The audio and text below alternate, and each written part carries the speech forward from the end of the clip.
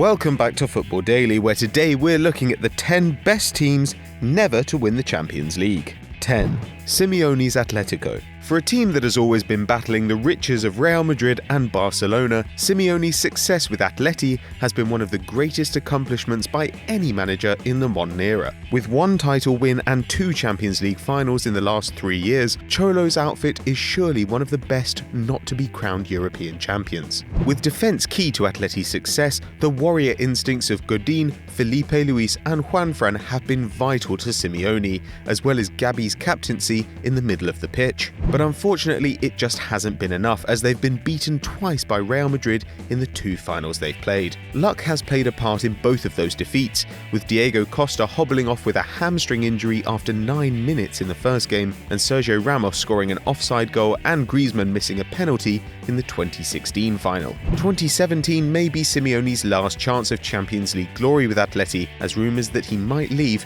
become stronger after he shortened his contract. But it remains to be seen whether he can finally guide Los Colchoneros to the pinnacle of European football.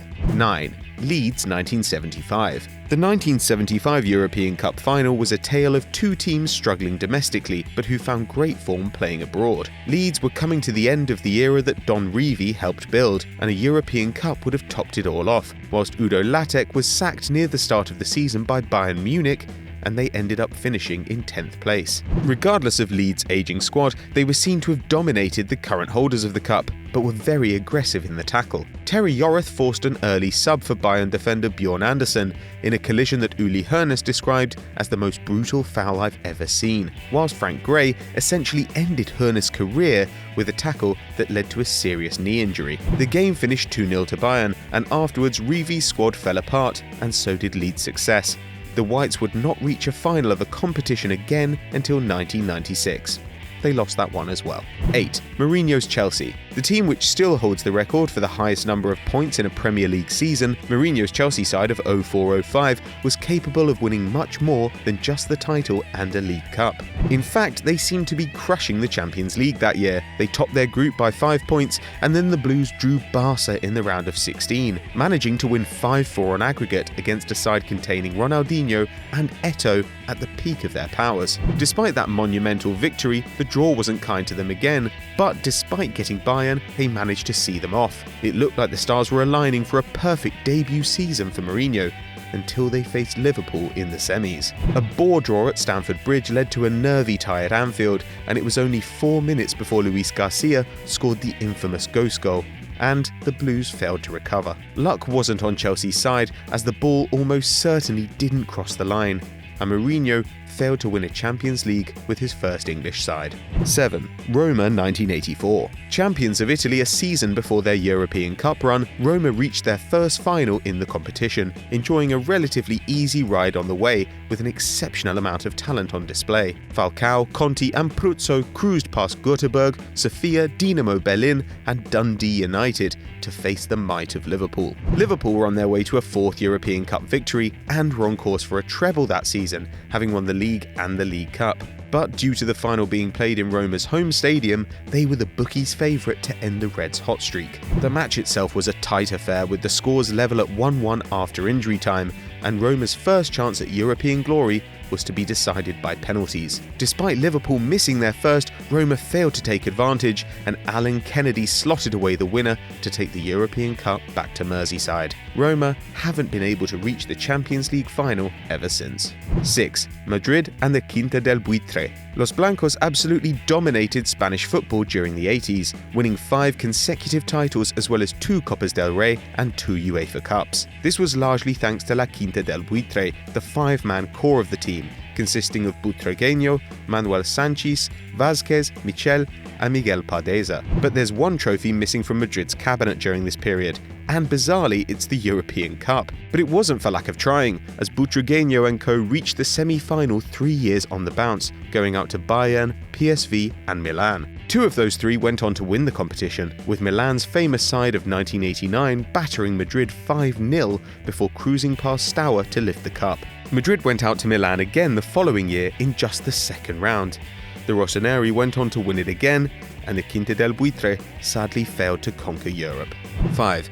Valencia 2000 and 2001. Valencia have always remained one of Spain's biggest clubs and have had modest success, with their best performances coming in the early 2000s. They won 2 league titles in 2002 and 2004, but just before that, Los Che fans suffered heartbreak in 2 consecutive Champions League finals. With Canizares in goal and Gaisca Mendieta as captain, Valencia recorded some memorable victories in both runs to the final. They beat the likes of Lazio, Barcelona, Arsenal and Leeds before facing Madrid and Bayern in the 2 showpiece games. The first final was a 3-0 battering, but the second was a close encounter, finishing 1-1 after extra time as Bayern and Valencia had to take on a penalty shootout. It looked good early on as Paulo Sergio blasted Bayern's first over the bar, while Mendieta slotted one away, but it wouldn't last. Zajovic and Carboni missed one after the other before Pellegrino saw the last pen saved by Oliver Kahn. Canizares was in tears and the Volcano ended his celebrations just to console him. Valencia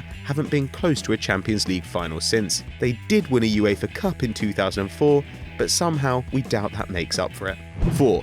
Borussia Monchengladbach 1977. It might be hard to believe now, but Borussia Monchengladbach were an absolute force during the 70s. Die Fohlen won 5 titles in 7 years, with the likes of Bertie Vogts, Jupp Heynckes and Alan Simonsen all playing starring roles. 1977 was the opportunity for Monchengladbach to assert their European dominance. It was their first time reaching the European Cup final and Liverpool's first time too, with a win for either side almost certainly being the start of a dynasty for each club.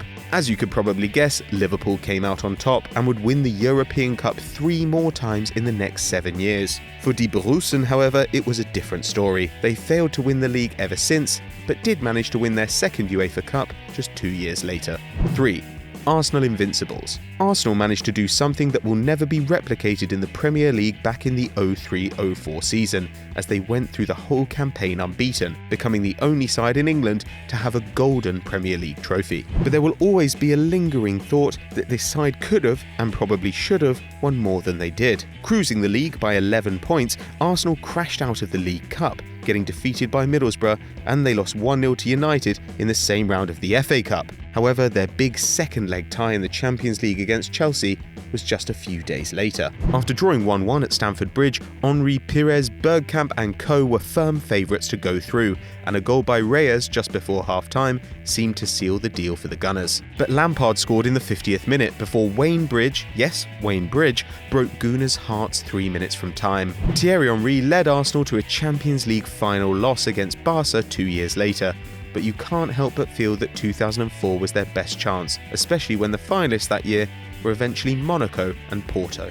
2. Juventus 1997 and 1998. Another team which reached the final twice in a row, but to no avail. Juventus' teams in 97 and 98 were absolutely outrageous. In 1997 they had Zidane, Ciro Ferrara and Didier Deschamps, while the next year they started with Zidane and Deschamps again, this time with Davids, Del Piero and Inzaghi joining them.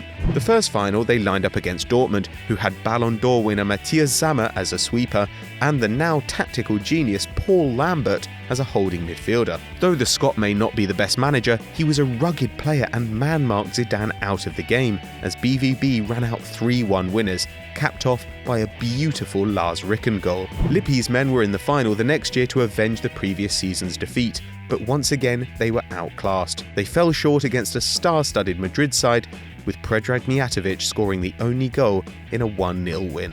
1. Madrid's Galacticos. Many of Madrid's Galacticos did win the Champions League with Los Blancos, most notably Zidane, who won the coveted trophy the season he joined the club. But arguably the squad was at its finest once David Beckham and Ronaldo headed to Madrid, and Perez's Galactico policy was finally complete. It was supposed to start an era of dominance in Spain and across Europe, and in terms of finances and marketing it succeeded.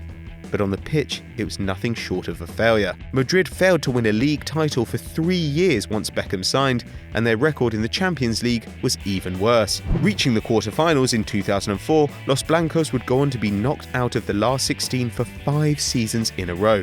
That's almost as bad as Arsenal's European challenges this decade. Madrid eventually did win the title in 2007 though, where David Beckham was the only Perez-signed Galactico left in the squad. So we hope you enjoyed that. Don't forget to leave your thoughts in the comments below. If you enjoyed this video, there's another one playing on screen right now. And as ever guys, don't forget to like and subscribe.